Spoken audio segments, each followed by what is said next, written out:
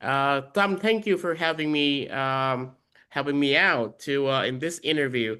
So I'm going to ask you a couple of questions, and if you have any feedback or comment or any answer regarding to the questions based on your teaching experience, please feel free to share your ideas. Okay.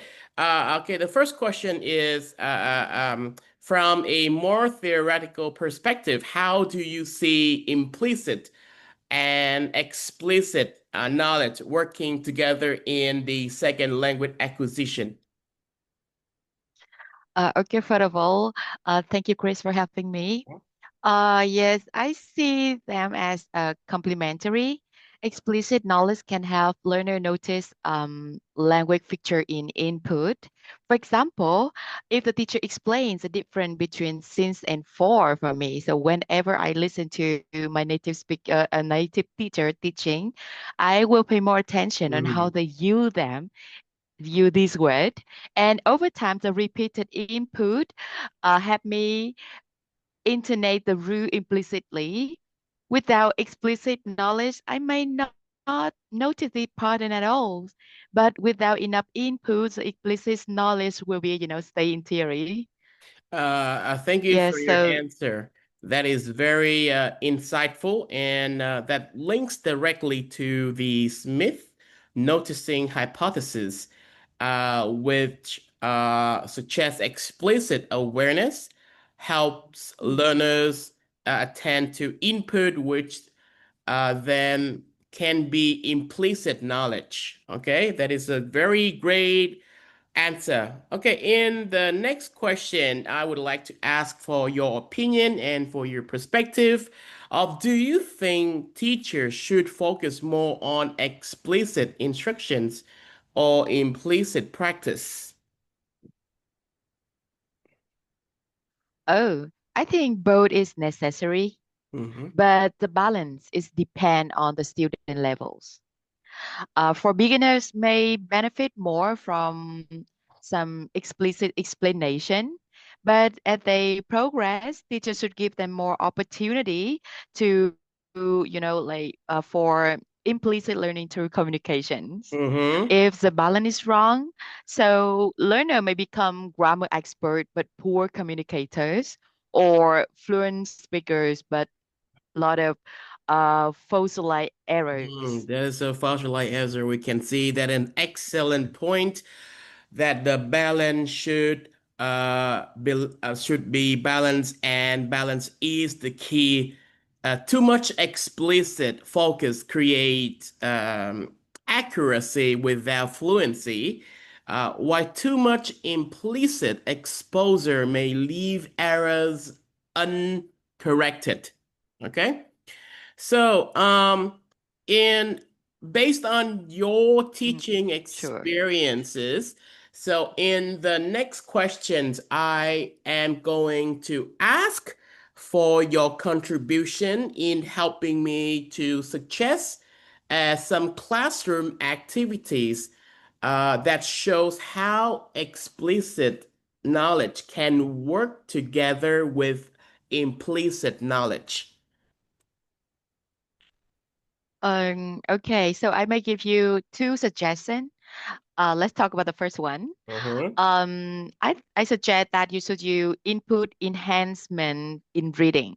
It Mm. means that the teacher gonna give a tag where the target structure is highlighted, such as relative clauses. Student noted for the form explicitly, then discuss the meaning of the text. Okay, so you are suggesting enhancing reading, right? Like give a text target Yeah. structure highlighted. For example, you Yes. gave me the relative clause, right? And then the student noticed the form Mm-hmm. explicitly, then we can discuss the meaning of the form in the text. That is excellent. Okay, that I think that combines a form focused instruction with communication, and is an example of focus on form within the meaning based task. Okay, how about do you have any other activity that you would Yes. like to suggest? Mm-hmm. How about like I would like to be uh more knowledgeable in Okay. doing Another grammar. activity is Grammar. that Yeah. How about grammar? Teaching oh grammar for yes, yes. that that's it. I have another activity for Mm, consciousness raising grammar task because you asked for the grammar. For example, student gonna get sentences without with and without articles. They will mm. compare them and they will themselves find the rules and then later do a free speaking task activity where they need to, describe the object in the in their classroom. So you can see that the first stage is explicit and the second stage is implicit. Okay. All right. So let me just quickly recap what you have just said. You are giving me a suggestion in teaching grammar, like uh, student will get a sentence with without the article, right? And they will compare them. Mm-hmm. They will first find how it works, find out the rules, and later do the free speaking task where they must describe some object in the classroom, for Yes. example, like tables, chairs, board, right? So that the first day is explicit and the second is implicit. Okay, that is a very effective. In my opinion, it gives the learner a chance to discover um, rule based explicitly. Then they will can practice them in communications, moving from the declarative to the procedural knowledge. Okay. Okay, good evening, Mr. Ryu, and welcome to my interview project for the SLA course in Applied Linguistics. And first of all, thank you for accepting joining the interview this evening. So let's take a moment to introduce my new guest. So his name is Phang Bang Ryu, and I am very honored to welcome him in today interview. So he's currently working in DTP Publishing House as the Director of Study in Total Solutions with over 15 years of experience in education. He has worked with learners at all ages, from young children to adults. And today he joined us, share his insight and expertise in the field of second language acquisition, bringing with more practical knowledge and professional passion to inspire us all of this. So let's welcome Mr. Ryu today. And hello, Mr. Ryu, and thank you very much for being in this interview. Hello, Okay. Chris. How are you? Hello. I'm good. I'm very good. Okay. Okay. First of all, so I will ask Mr. Reed some question about how he understand and experiences in these two types of knowledge, implicit and explicit learning. And then he will, I will give some comment on his activity, suggested activity, and discuss how they reflect to the second language acquisition in theory. Okay, so the first questions I would like to ask Mr. Ryu is from a more theoretical perspective, how do you see implicit and explicit knowledge working together with SLA? All right. So thank you, Chris. So it's my honor to be in your interview. And from my perspective, I think explicit knowledge can support implicit learning. For example, knowing a rule helps my student notice patterns in input and which over time become implicit. Yes, that exactly what researcher like Smith argue with the noticing hypothesis. Explicit knowledge can guide learners to notice input, which may become implicit later. Thank you very much. That is excellent question answer. In the second question, from uh, your perspective as a teacher, what challenges do students face when moving from explicit knowledge to implicit knowledge? All right, so thank you.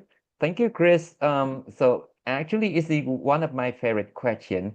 So the biggest challenge is lack of practice time. Many of my students can write using correct grammar in exercises, but when they speak freely, they forget all about the Mm, rules or they hesitate. And another challenge is, I think that in the classroom pressure, the okay. student focus so much on accuracy and then Mm. they are afraid to speak. And so their implicit knowledge doesn't develop. I completely agree with you as a teacher points of view, that reflects a common problem in second language acquisition, what some call the interface debate. The question is how much can explicit knowledge become implicit? Practice and reduce anxiety are key factors. Thank you very much. Okay, coming up to the third questions, I would like to ask for your help to recommend some activities, some practical activities that would help the student practice until explicit knowledge becomes implicit. Oh, wow. Interesting question. So thank you, Chris. So thank you for giving me the opportunity to share. And I could say that I would suggest the speedy, we call it the speedy speaking. So, what is it? In my classroom, the students are given the prompts, like talking about future plans, and they have to respond as quick as possible. And of Hmm. course, they work in pair. After Yes. that, they switch the partner every 2 minutes so that they can repeat the structure many and many times. So that way, I become just like explicit knowledge can become implicit knowledge. I totally concur with your suggested, and I mean, like that's a very effective fluency activity. The the time pressure pushes students to rely on implicit knowledge, and not just conscious recall. And over time, this helps them become more fluent and automatic. Okay. So, like, how do you try to address this problem in your teaching? All right, so thank you, Chris. You know what? I try to design activities where my student must use the structure many times in a very natural context. For example, I give them the prompts about future plans, just like what are you going to do this weekend? And then I use just like the speedy speaking. My Mm, students they work in pairs, they answer the question as quickly as they can. And after mm, that, they need to change the partner every 2 minutes. So that kind of activity with a lot of repetition, with the time pressure, will force my students to rely mm. on implicit knowledge instead of thinking about the rules each time. So Okay, if that's I an put in ex. another way, mm, That's an in excellent activity, and for me, like the time pressure reduces of overthinking and encourages automaticity. Is a practical way to proceduralize grammar, especially in large classrooms like where fluency is the main goal. Okay, so mm. okay, once again, thank you all for your valuable insights. From our discussion, we can see explicit knowledge gives us conscious awareness and rules. Implicit knowledge allows for fluent, real-time communications. Both types of knowledge are necessary, but the challenge is moving from explicit to implicit. We explore three excellent activities today: guided dialogue, practice, starting with explicit rules, moving from communicative practice. Input enhancement through reading, combining noticing and meaning-focused tasks, speed speaking with prompts, building a automaticity and fluency. Together, these activities show how explicit knowledge can support the development of implicit knowledge, which is the ultimate goal of the second language acquisition.